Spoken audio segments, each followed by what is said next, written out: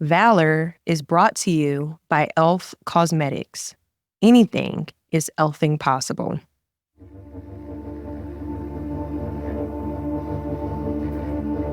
It was the summer of 2005.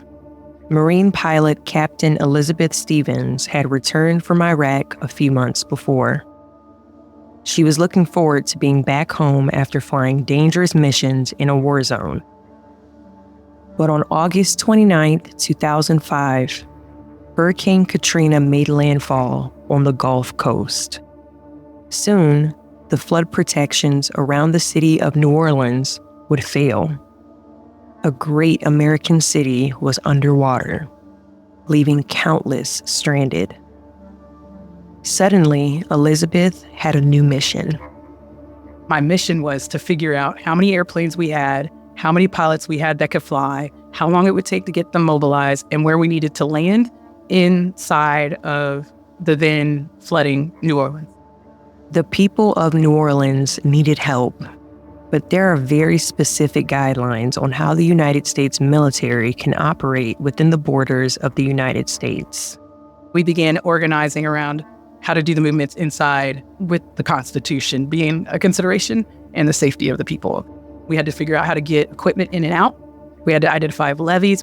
We had to figure out rules of engagement. Elizabeth and her team were running into multiple layers of red tape. The clock was ticking. And so I go, as I always do, let's phone a friend. In this particular case, that friend was my mom. She worked for the state of Tennessee in the Department of Environment and Conservation, and so she was leading the FEMA effort. I called her because I knew that she knew how to operate inside domestically in the U.S. And kind of sidestep some of the things that were going to be issues for a military organization. She had just sent trucks to the border of New Orleans because we couldn't send them in without the governor asking. And I was going, how do I get the airplanes in there without them asking us to get the airplanes in there? And Elizabeth's mom knew exactly what to do. She connected me with all of the exact standards and the entities that we needed to connect with in order to go ahead and ensure that we can move our forces. You could have seen the look on my colonel's face. He's like, who told you that? I was like, my mom. And he's like, what?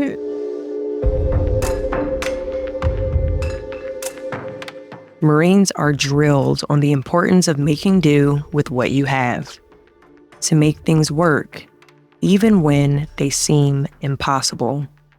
Marines are fast, tough, and most importantly, they're resourceful. And in this case, the resource Elizabeth had was her mother. I realized that day that my mother, like this badass woman, and I are getting to be badass together. Two completely different worlds, two completely different operations, two completely different considerations. But the Marine Corps gave that to me. And that's what being a Marine is all about. Making do with less. Understanding that no mission is ever the same. And embracing changes when they come. You do what you have to do to complete the mission. And sometimes that means calling your mom.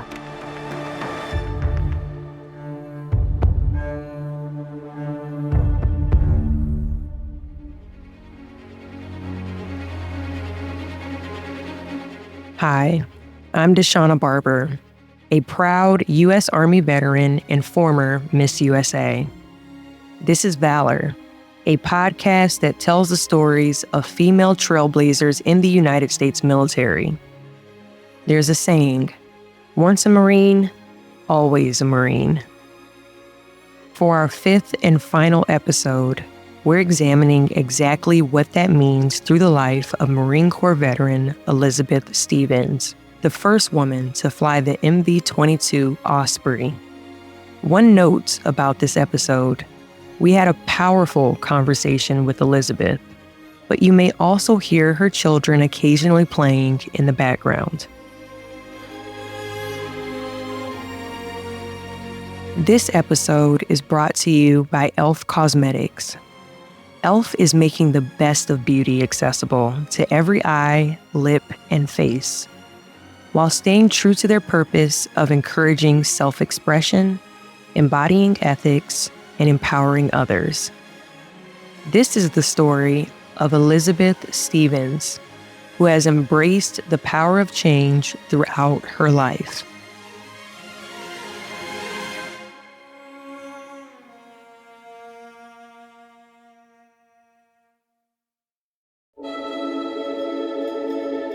Elizabeth grew up in Tennessee during the 1980s and 90s. When she was in high school, she took the Armed Services Vocational Aptitude Battery Test. For Elizabeth, it was just one of a zillion standardized tests a high schooler has to take. So I took the ASVAB and scored pretty high.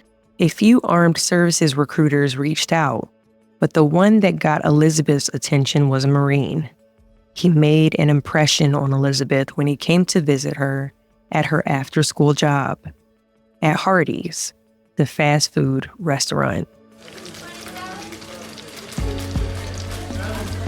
He decided to come to my place of work in full uniform because he didn't want to interrupt me at school. He came early and showed up very professionally and sat down with me in a fast food restaurant to talk to me about some of the things that the Marine Corps had to offer. Elizabeth was hesitant at first, but she was intrigued. And while she wasn't 100% sold on becoming a Marine, she knew that a life of service appealed to her. The way I was raised, it was about community. While my parents were in college and working, my grandmother took care of us. It wasn't just my grandmother, it'd be my uncles and aunts that were in the community, and all my other cousins, we were doing the same. In my mind, the one thing that you do for your community to make a difference and not be forgotten is to help to make something greater for all of them. And that's something that I'm very proud of about the way I was raised in Orange Mound.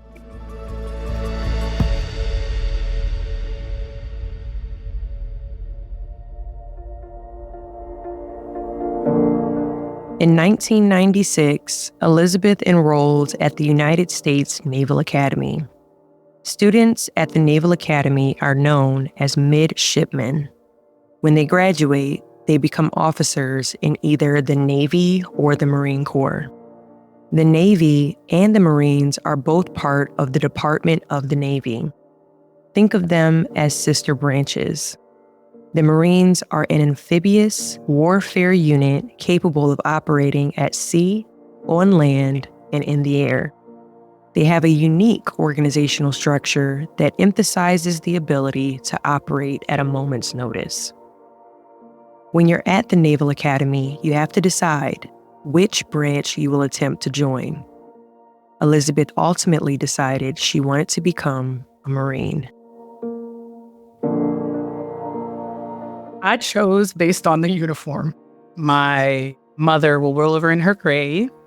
She just passed this year because she hates when I tell this story. But for me, I spent 3.5 years at the Naval Academy wearing summer white uniforms or khakis or dungarees.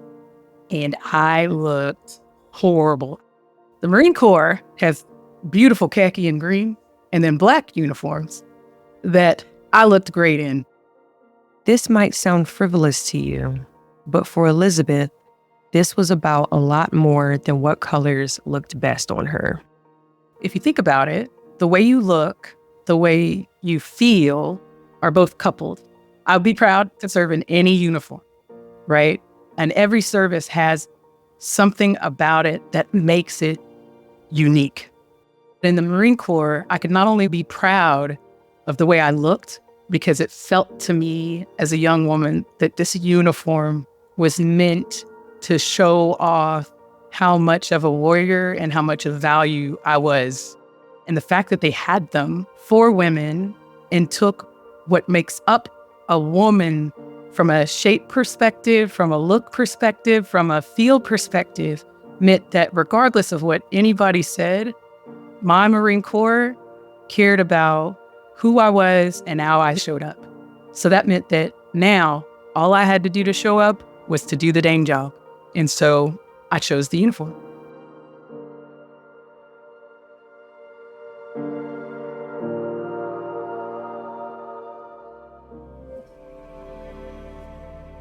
When you are a junior at the Naval Academy, you apply for your service assignment. However, There's a reason the Marines call themselves the few and the proud.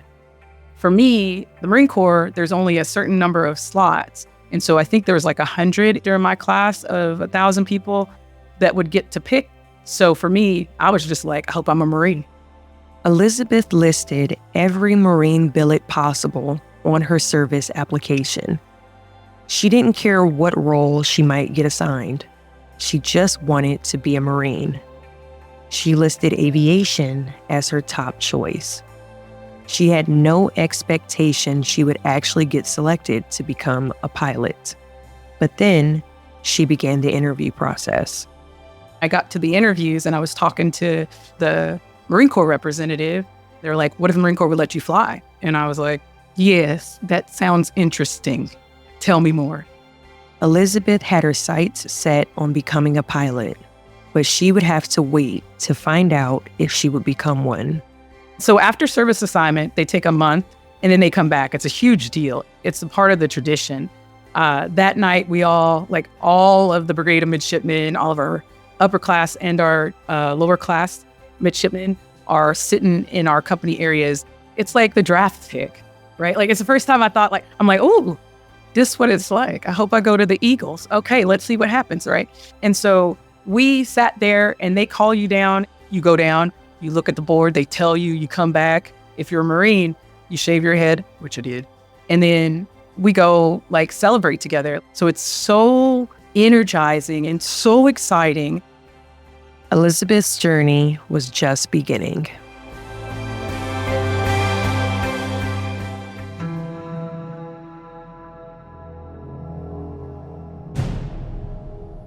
In 2000, Elizabeth graduated from the Naval Academy.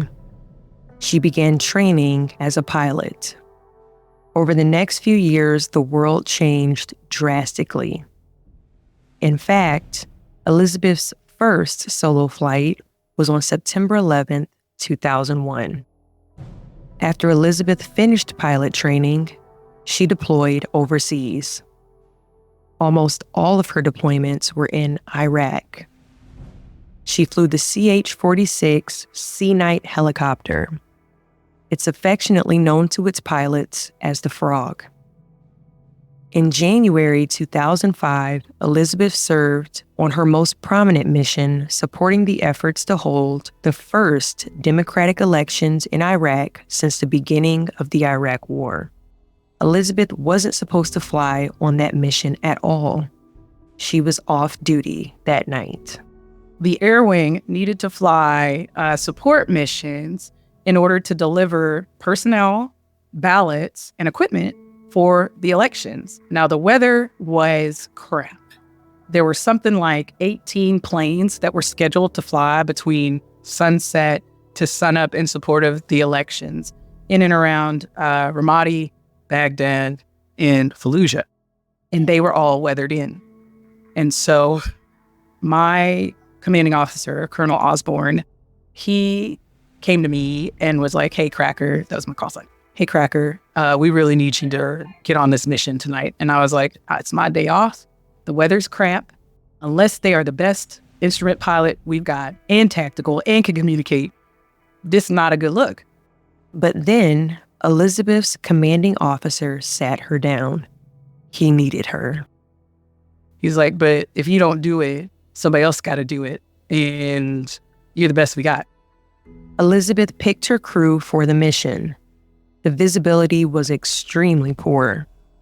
Elizabeth could only fly 75 feet above the ground.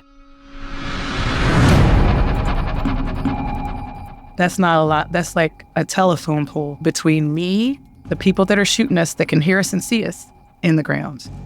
She was convinced it would be her last mission. I knew I was not coming back that night. Got our shit together, got it all together, did everything that we were supposed to do, briefed, called my mom. Elizabeth and her team took off, ready to do whatever would be required of them. So it was anything from carrying the ballots to picking up congressional aids. Anything that needed to be moved, we would move. And we figured out how to do it safely at night, under fire. in a helicopter that was twice my age at the time. They expected their flight to last 3 hours. Instead, they had to fly through the night. So we started out, picked up some gear, flew into Ramadi, I think, which was first, got shot at a bunch because they knew we were coming. And we landed in a very small zone. Then we found out that no other planes could take off. And so we proceeded to fly between Baghdad, Ramadi, and Fallujah. The conditions were so poor, only 2 helicopters could fly. In other words, they were doing much more than could have ever been expected of them.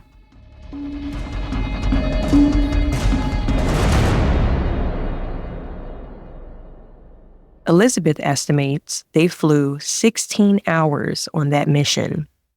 In recognition of her actions, Elizabeth received the Individual Air Medal.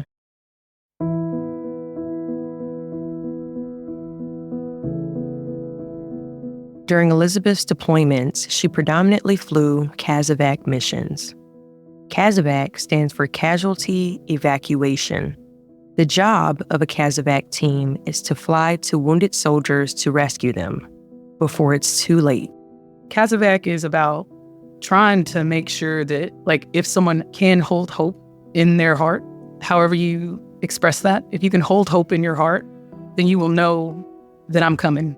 Every single time that bell rang, every single time I got into the plane, it was not about being the best Marine Corps pilot.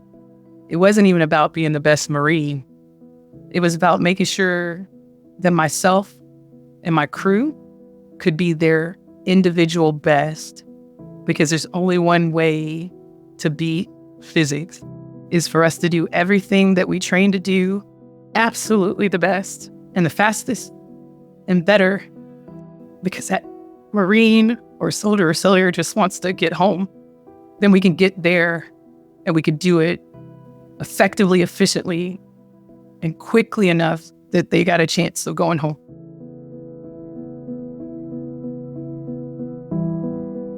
But beating physics is an uphill battle, especially in a war zone. No matter what, like, I didn't save them all, right? There's, like, the best flight that we ever did. We were the fastest. The plane, like, it shouldn't actually fly that fast. It's only 50. It's old. Plane flew faster than it was supposed to fly. The gears did what they were supposed to do. The zone was amazing. We had winds. We did everything perfect. We even got back to the hospital site, but he didn't make it. So sometimes the best that you are isn't quite good enough. Me and my crew that day, what we figured out was there's always going to be a plan that's bigger than us, whether we like it or not. And all we can do is do our best for, that gentleman's family, with all the, hey, I'm sorry that I couldn't bring him home.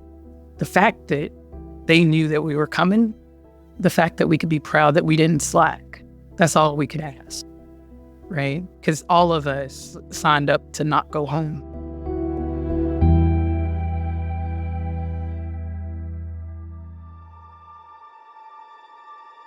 Over the next few years, Elizabeth continued her service. She kept flying the Frog. The Marines had actually been using the Frog since the Vietnam War. Despite its age, Elizabeth loved flying it. The first time I flew the Frog, like, it is literally God's aircraft. Shouldn't fly, shouldn't be capable, does impossible things, and doesn't freaking care. And that's what the Frog was to me. It's old, but it's trusty. It's underpowered, but it's fast. Because the Frog was aging, the military had begun figuring out what the next iteration of this vehicle could be. Throughout the 1980s and 90s, the military began testing an aircraft known as the Osprey. The Osprey is a tilt-rotor aircraft. It can take off like a helicopter, but maneuver like a plane in the air. It's much faster than the frog and can fly at a higher altitude. But there had been multiple accidents during the Osprey's testing phase. Elizabeth was skeptical. I don't want to fly. It's an Osprey. I want to fly frogs. I love this. But Elizabeth's superior officer was adamant she should train on it. And he was like, Cracker, this is the future of Marine Corps aviation. The Osprey was everything the frog was not. It was high-powered, technical. Flying the Osprey was completely different from flying the rugged frog. The Osprey is a software platform. And so I learned very quickly, because my life depended on it, how that stuff worked. You get into that aircraft and you introduce yourself to the aircraft. And the aircraft goes, well, we'll see. You get a vote. It's a fly-by-wire. You don't feel it. It's all artificial. Doesn't talk your language because it's all electrons. It was the most powerful aircraft Elizabeth had ever flown. Suddenly, CASEVAC missions looked completely different.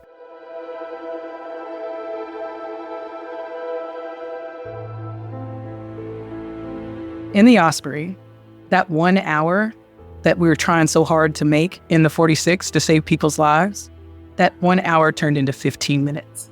I could take off straight up, literally straight up out of a zone, get so high that even if they did want to shoot at me, they couldn't hit me. The plane changed the face of the battlefield. I could fly like a helicopter. I got all the benefits of a jet. If we had the Osprey during the first deployment, we could have saved so many lives. So many lives.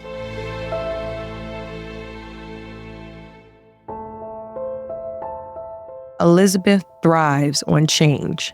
And that's another reason she got so much out of flying the Osprey. Every day was a chance to learn something new about the aircraft.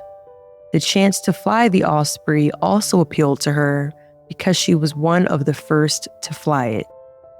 The Osprey was an interesting space for me because it was always changing.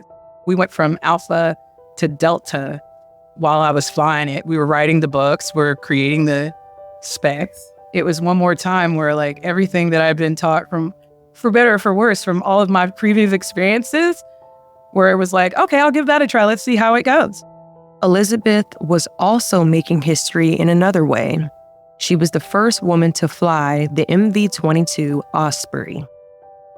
I find now, as we talk about this, that I didn't realize that I was the first at a lot of things. I didn't realize that I was the first woman to fly the Osprey. I came back from a flight, night flight, as a matter of fact, and someone was taking pictures on the flight line. So because I see the flash and I had my goggles on, I was mad. I was cussing up a storm, in my Marine mouth, and angry because that's a hazard, right? You're gonna ruin my night vision. I'm still flying. And so I turned to my co-pilot, who's actually the aircraft commander, and I'm like, so who would do this? Who would be out here taking pictures on the flight line? What kind of expletive would do that? And he turns to me and he says, well, don't you know you're the first female to fly the Osprey?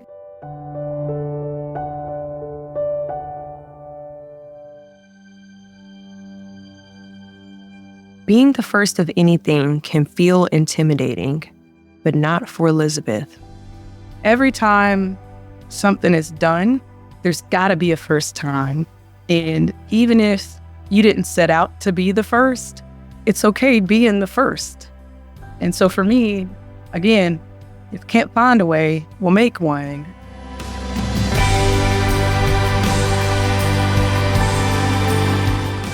It's an attitude Elizabeth learned in the Marine Corps.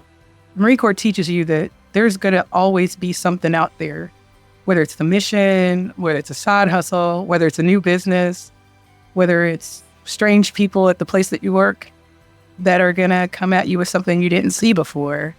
And some of us are people that have never been seen before. What I want people to hear, what I want them to see is sometimes doing what you do best, which is being your best, is the thing that pushes you to the front.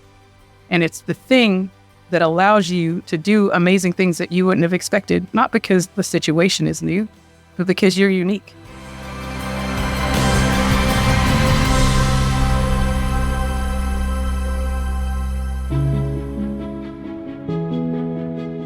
In 2016, Major Elizabeth Stevens transitioned to civilian life. She continued to embrace change. She taught herself how to code and began working in software engineering. Today, she has her own cybersecurity business called DBS Cyber. But at her core, Elizabeth will always be a Marine. She feels that the Marines' unique culture has shaped who she is today. She knows that no matter what challenges are in front of her, she will find a way. In the Marine Corps, it's not about airs, it's not about personas, it's about getting it done and getting it done the right way. I'm proud of the fact that I can do more with less. I'm proud of the fact that every time someone gives me a mission, a job, when the resources are not there or they've disappeared, I don't go, what am I gonna do? I go, I bet you we could still get this done. All the other services are built around doing things for the mission as they're built and structured. The Marine Corps exists at the pleasure of the American people. We fight because we're needed to fight. We go where we need to go when we need to go there. Our missions are structured. The way we teach, the way we eat, the way we sleep tells us that every single one of us is the same. Every single Marine has the same value as every other Marine, whether you're a pilot, whether you're a ground guy, whether you're a recon guy or gal. We can all change the world as individuals and together as my Marine Corps. And I will always be a Marine for that reason.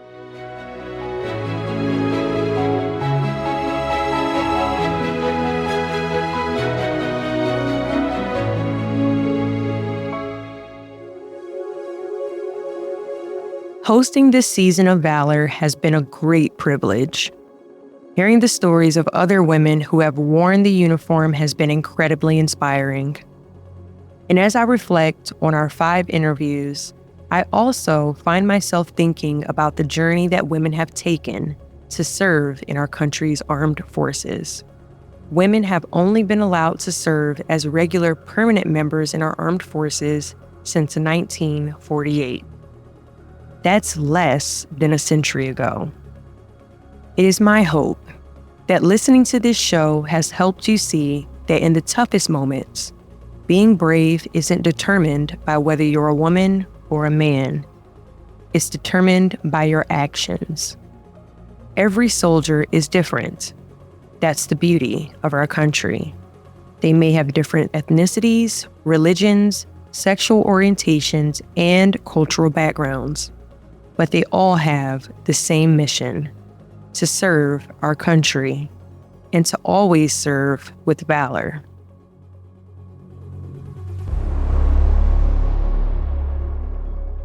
After the break, we'll ask Elizabeth her advice for women and young girls who want to join the Marines, along with a few other topics. Stay with us. Elizabeth, what advice do you have for women and young girls who want to join the Marines? Do it, girl. Do it. Nobody's going to stop you except for you. There are certain things that you cannot overcome, but none of those exist until you hit them. And so if you feel like you have what it takes, which means you feel like you can work, you feel like you can adapt, and you feel like in your heart you want to be a part of the best service in the world, come to the Marine Corps. When you served, did you have any military beauty hacks?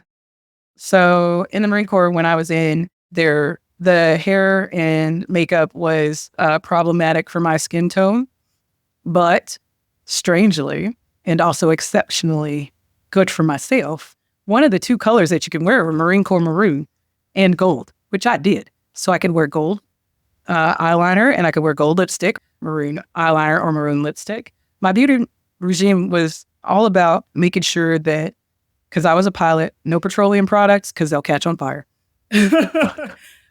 Nothing that you can't sweat through and still not look good, because apparently they take pictures of you when you're taxiing from the runway for the first time. And so for me, it was about a part of like feeling good about myself and a part of making sure I was checking in on myself. Learned from the Naval Academy, because years there, I think I stopped actually looking in the mirror. And when I realized I didn't know what I looked like, it became very important to make sure that I was checking in with myself. And so cleanliness, of course, making sure you exfoliated, of course, get some baby oil and some cocoa butter, of course, and then having the right tools to make sure you felt spiffy underneath your uniform décolletage. And our final question, when we say anything is e.l.f.ing possible, what does that mean to you? It means if you can't find a way, make one or try it. I mean, honestly, I'm going to be 100% honest. The reason I love the e.l.f. products is because there's such a broad range at such a good price that my three littles, I have three girls who come in and steal my makeup all the time, use e.l.f. as well, or use e.l.f. Why? Because it's cost effective. And two, my complexion is a lot darker than my children's complexion, but they still want to wear my makeup. And so I was able to go get them a bunch of like e.l.f. products, because that's why they're in my house. That's why I have e.l.f. stuff, right? I was able to go get them a bunch of products, and we can still share makeup while I'm trying to teach my very light-skinned children to love their light skin as much as they love mommy's dark skin. And they didn't break out. And that's what I like about it. It's so many options, so mutable. Some of the other products are certain model name tones, right? And we don't fit that. And so any brand that's about making it happen in any way that's necessary to make it happen for the people that want to feel beautiful, look beautiful, love themselves, then I'm in. And that's what e.l.f. is. So anything's e.l.f. impossible, just like flying the Ospreys or, running your own business. On behalf of myself and e.l.f. Cosmetics, I'd like to thank Elizabeth Stevens for her service to our country and for sharing her powerful story with us. As you reflect on our conversation with Elizabeth, I'd like for you to think about what change means in your life. How can you embrace the opportunities that come your way, even the ones you never expected? And how can you make the most of these moments with the tools that you have? This is the final episode of Valor, and we'd like to thank you for listening. We'd also like to thank the trailblazing women who joined us: Heather Penny, LaShonda Holmes Hawkins, Tammy Jo Schultz, Vanessa Scheiber, and Elizabeth Stevens. It's been a privilege sharing your stories with the world, and we thank each of you for your time and, most importantly, for your service. I'm Deshauna Barber, and remember, anything is e.l.f.ing possible. If you would like to learn more about how you can help or donate to women veterans, check out Woven, the Women Veterans Network, at wovenwomenvets.org. Woven's mission is to provide a unique social network of women veterans to foster connections and build relationships in local communities and across the nation. Valor is produced by Emerald Audio, an imprint of Diversion. Be sure to follow the podcast to get notifications about new episodes. My name is Deshauna Barber, and I hosted this episode. This episode was directed by Rex New. This episode was written by Rex New and was story edited by Sarah B. Editing by Antonio Enriquez. Produced by Emma Demuth. Executive produced by Scott Waxman and Roy Laughlin. Check out emeraldaudio.net to learn more about this show and other shows we produce.